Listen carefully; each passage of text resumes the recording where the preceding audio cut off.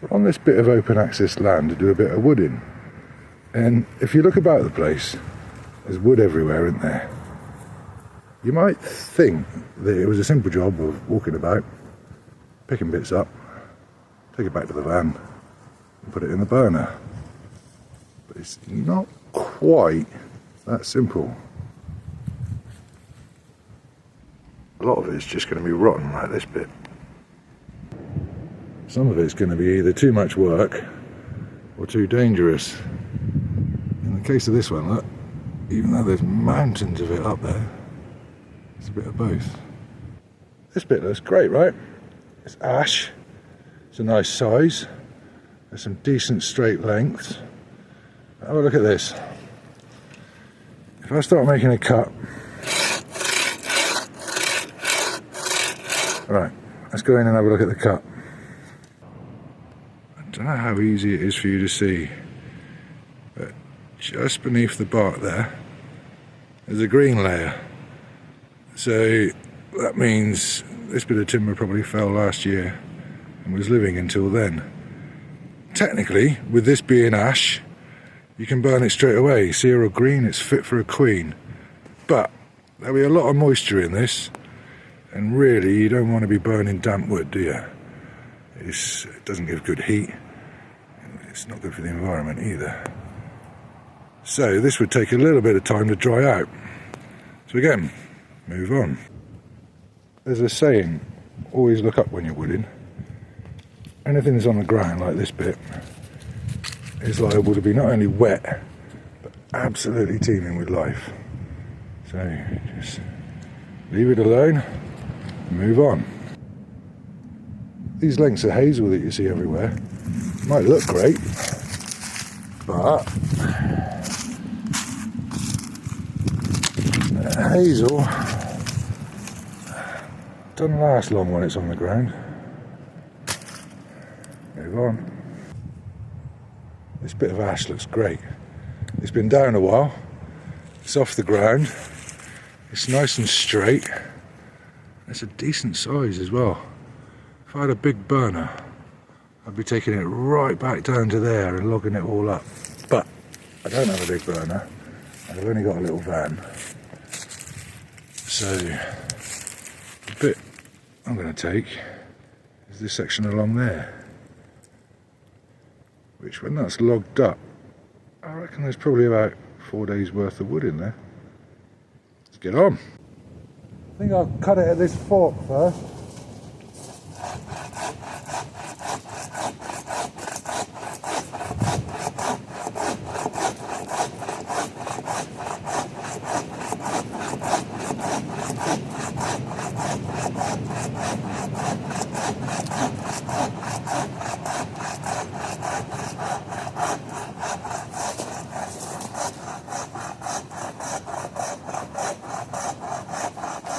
Sorry for presenting my bum to you.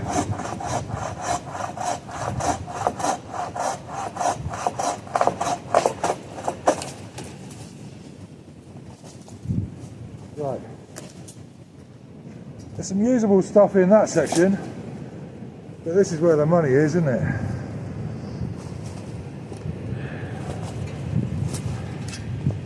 Nice and straight, nice and splittable.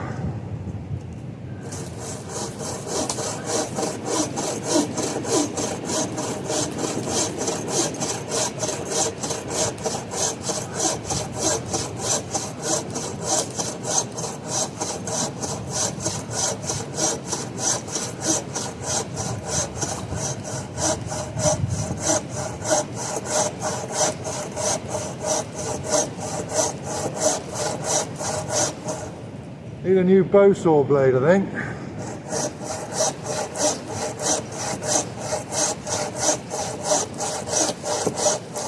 Look at that.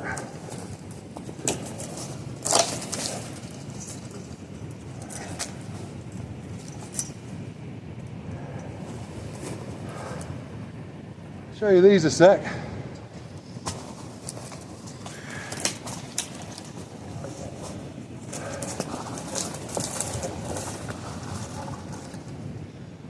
Yeah, have a look at these.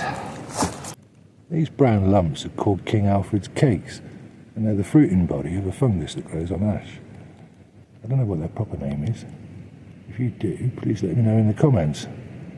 But apparently, if you break these off and dry them out, they make really good tinder. Should we have a go? Let's not be greedy. I reckon. Should try 3. Yeah. Give them a go, shall us? Just a couple of bits of snedding to do there, look, just to make it easier to carry. Get that one off. Oh, damp. And there's another one there, look.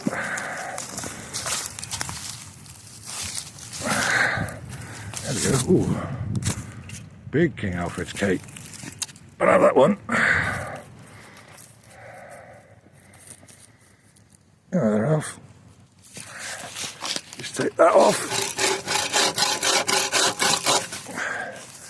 And then, oh, do you feel sick yet? I'm just going to cut it in half, make it a bit easier to carry. What, if you might have noticed there, as the straw went in, did you see that damp? Yeah.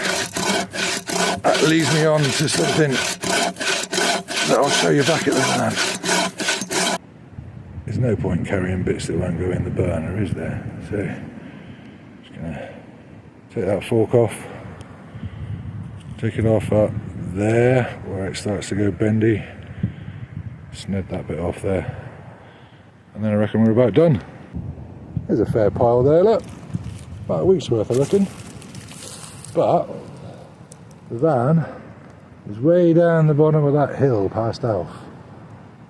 So I've got a bit of a carry on. Let's get on, eh?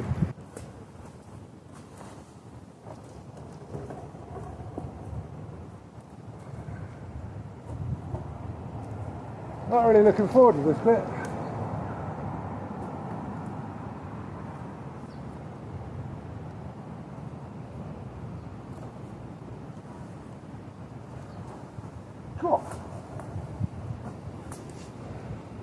What's it saying? Keeps you warm 3 times.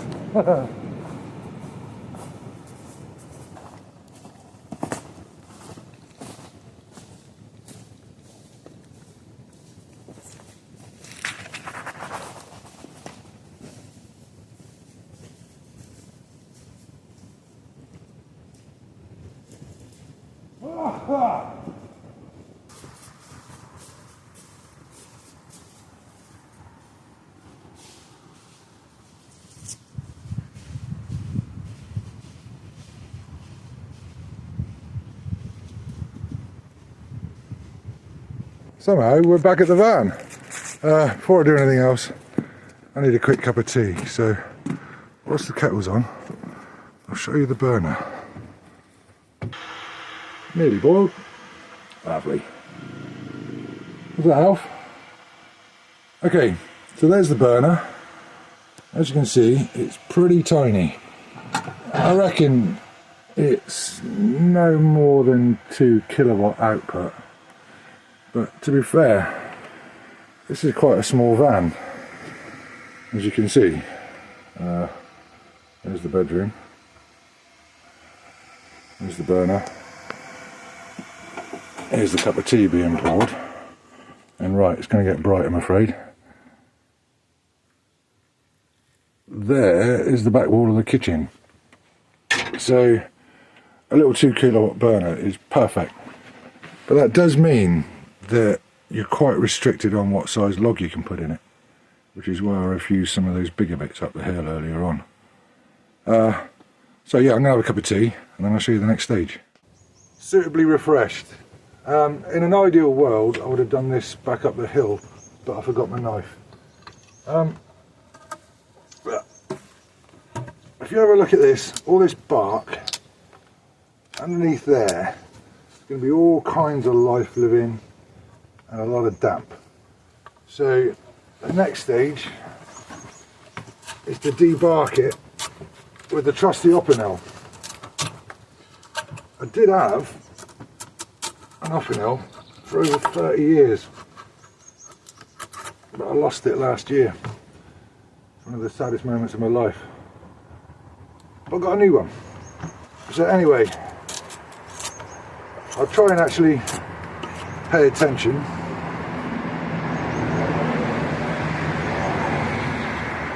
Excuse me, living roadside, it's not just a word. We are by the road. Yeah, I'll try and pay attention so that I don't end up chopping any woodlouse's heads off. Or earlier on I did have a horrible experience when I tried to free a slug from under a bit of bark up in the woods, and unfortunately it didn't go well. I really don't like that sort of thing. Like, living like this is, to sound like a hippie, about being close to nature. So when you have one of those moments when you kill something by accident, yeah, still not as hard for me to take as it was the poor critter. So yeah, we take all this dampness and there's moss and lichen and all sorts there that you don't want to burn, it wants a chance to live. We'll take all that off, which takes a while. But thankfully you don't have to do it to every bit of wood.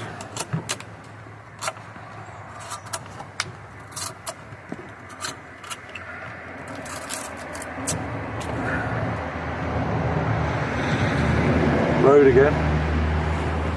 You can see as well, I don't know how well you can see there, but this bit is borderline really. It's got spalting in it, which means there's live fungus living off the cellulose in the timber. Probably a lot of that is to do with this black layer you see here. Spalting is interesting, have a look into spalting. I don't know an awful lot about it, but I know it's to do with, I think it's fungus poo. A layer of fungus poo. It's great guitars and great furniture, but it's not the best for firewood. That's that bit done, look. It's not perfect, but then neither am I. So the next stage is it will spend several days, perhaps a week, bungeed up to the side of the van to dry out. I've had people tell me to my face and online that burning wood in this way is a combination of criminal and also terrible for the environment. It's an eco-crime essentially.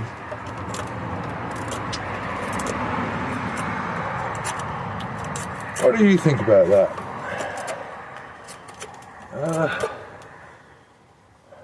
One person told me that you should only ever buy kiln dried wood, and that all of these hippies with tar stains down the side of their boats and vans were responsible for global warming. So I asked the man a question which he didn't answer. Do you think it's more environmentally friendly for me to come to the side of the road, pick up some wood, get my knife out, get my saw out, tidy it up, dry it out and put it in my burner? Do you think that's a more environmentally friendly or more of an eco-crime than buying bought kiln-dried wood? It was probably grown in Scandinavia. Let the traffic go by.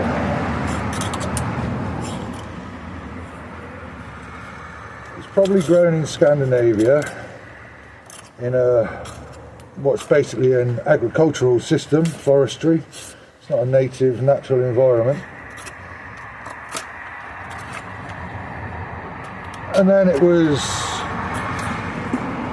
sawn down. I don't know if you've ever watched any of these logging programs, but it was sawn down with a A lot of heavy machinery, burning a lot of diesel.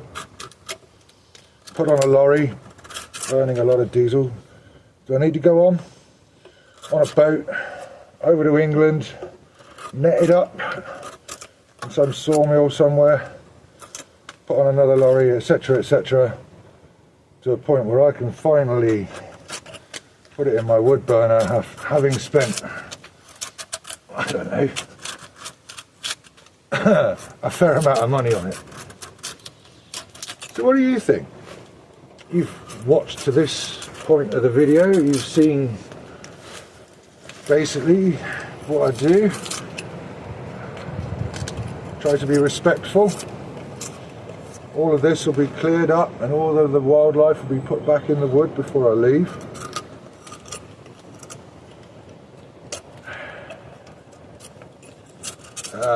And as I say, every last living thing is getting consideration from me in this process.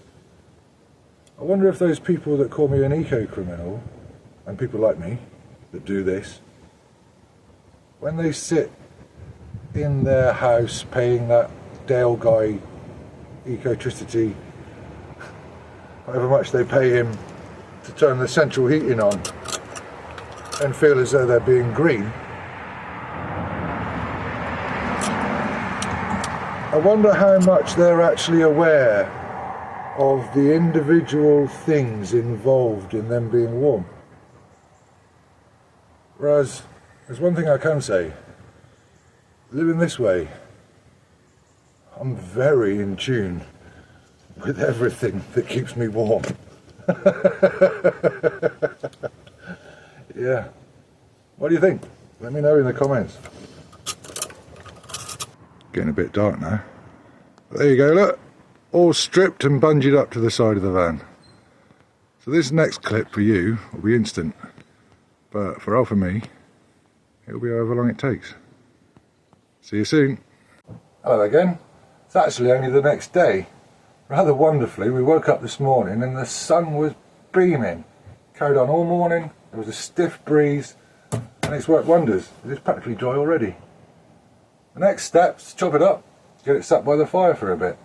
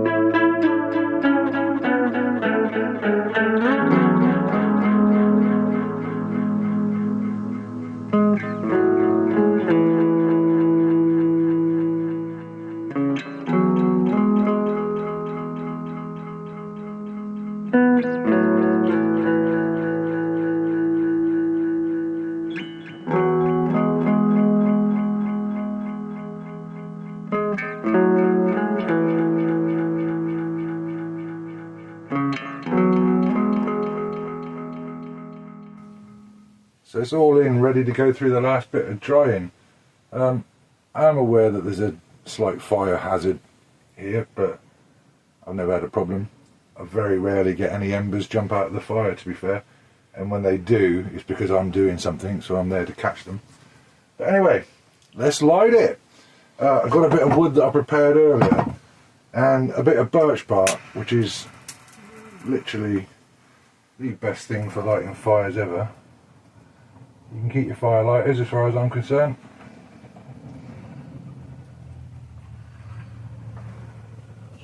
I say that and it'll go out. Let's give it a go. Generally, I'm waiting for a roar. When it catches, it will roar. If it catches.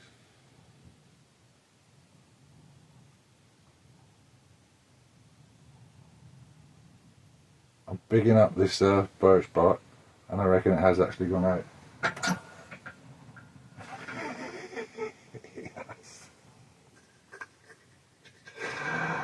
Call me Bear Grylls.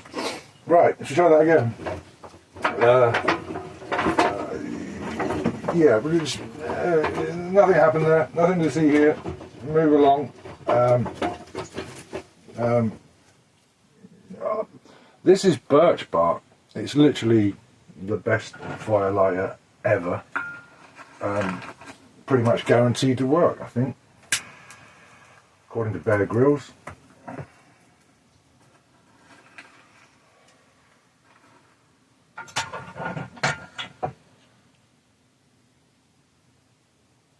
Now I'm waiting for a roar. That's the car coming, not the roar of the burner. But it is coinciding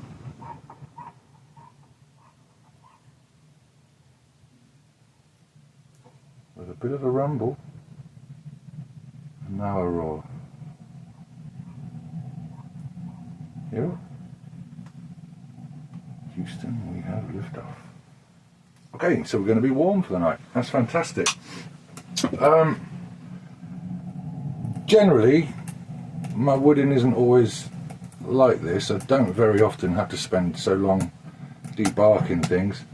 It's just that at the moment it's pretty thin on the ground wood, to be fair. There's not a lot come down this winter. In my usual haunts, I've kind of picked up all the good stuff already, and now I'm just kind of looking for remnants. And a lot of that is going to be ash. If you've got something like bone oak or beech, you don't tend to have to debark that. Well, bone oak you wouldn't have to debark. Beech you don't have to debark. Hawthorn. Hazel you quite often have to do a bit of work. But anyway, what I would normally do after doing all that cutting and chopping is make some kindling. But this time I didn't have to do it because very luckily a friend bought me a bag of kindling from the local sawmill the other day. Quids in. I've got an admission to make. Hear that crinkle? Last winter I really did my back in working in the wood. And this winter I decided I was going to have a little bit of an easier time with it. So, coal. I've turned to the dark side. Yeah, literally. I've been mixing a little bit of coal in with the wood, and yeah, let me know what you think about that. I mean, with regards to talking about eco crimes and things like that, it's been a tough one for me to take on, burning more coal than I have done before. I've always burnt a little bit, but I'm probably going through a 10 kilo bag every 2 weeks now, so 5 kilos of coal a week, which cost me about £3, £3.50 maybe. But yeah, I have to weigh it up with my conscience. What do you think about it, burning a bit of coal? But I will say this, I reckon it's cut my wood consumption down to probably a third of what I've used in previous winters. And when you bear in mind diesel to go wood in, time, that's quite a saving. You've seen how much work is involved. That's quite a saving. So at the moment I'm kind of in my head balancing it up, but I don't know. This whole thing really is, what are the answers? We've all got to stay warm and dry. What are the answers? You know, is it nuclear power? Is it moving into a truck and doing what I do, or a boat, or walking the highways and lighting little fires? Is it, what do we do? What is the real answer to how do we all stay warm and power our lives? I don't know. Let me know in the comments. The sun's gone down now and we're parked up on the highest point of Cranbourne Chase, Wing Green. In here at the moment it's 21 degrees, or 70 for our American cousins. Fire's doing great, it's all drying out lovely, and it's been a good day. Thanks for watching, see you in the next one. Cheers.